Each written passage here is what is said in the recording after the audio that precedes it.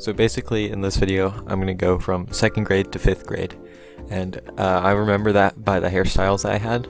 So we're going to go from bowl cut to edgy bangs. 2nd and 3rd grade were basically a right hook to the face and getting kicked in with steel tip boots afterwards. In regards to my social life, I attribute this to 3 factors. 1, my haircut. 2, my awkwardness. And 3, my annoyingness. Let me give you an example for that 3rd one. So I'm sitting on the bus having a good time, playing with bionicles and stuff. Everyone is getting on the bus. Everyone's ready to go home. A boy and girl sit down behind me. I don't care, they're just 2 lovebirds. Then I realize that boy is African American. At that moment, I guess I didn't really understand that interracial relationships existed, so I was surprised. Keep in mind that my mom is white and my dad is Hispanic. So these 2 kids are a grade above me, but it's a small school, so I know their names. I start chanting. Sierra likes Keldrick. Sierra likes Keldrick. Sierra likes Keldrick. To the point that I'm screaming it out loud on the bus. Before I even know what's happening, Sierra is on top of me, about to mollywop me in the face. I don't know what to say, so I let her do the talking. She tells me, "If you ever do that again, I'll beat you up." So I never did it again.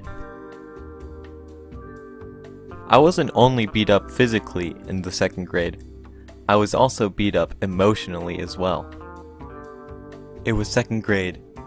I was in love. The girl's name was Lauren Lucas. We were at recess. I was following Lauren around. She was just dumped by her boyfriend because he wanted to play football instead of hanging out with her. I was about to finesse her. She turns around and straight up to my face goes, "Go away, you fat Mexican." Now, this didn't only make me sad because that was my crush that just bullied me, but it also made me sad because I wasn't Mexican. So I socially stumbled my way through the 2nd grade and finally made it to the end of the school year. Again, I had struck up a deal with my parents that if I didn't get a yellow, then I would be able to get a ticket to Six Flags. Well, I made it through the entire school year without getting a yellow.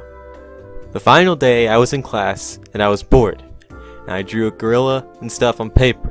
You know, the usual stuff.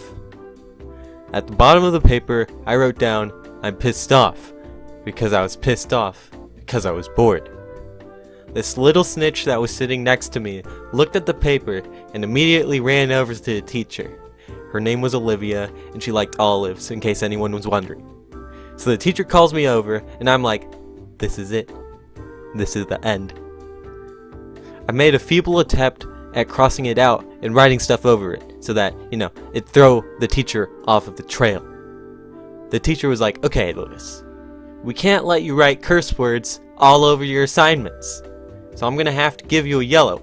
Alright, first of all, pissed off isn't even that big of a curse word, alright? Whatever, I didn't know that back then. So, the waterworks began. Thanks, Olivia.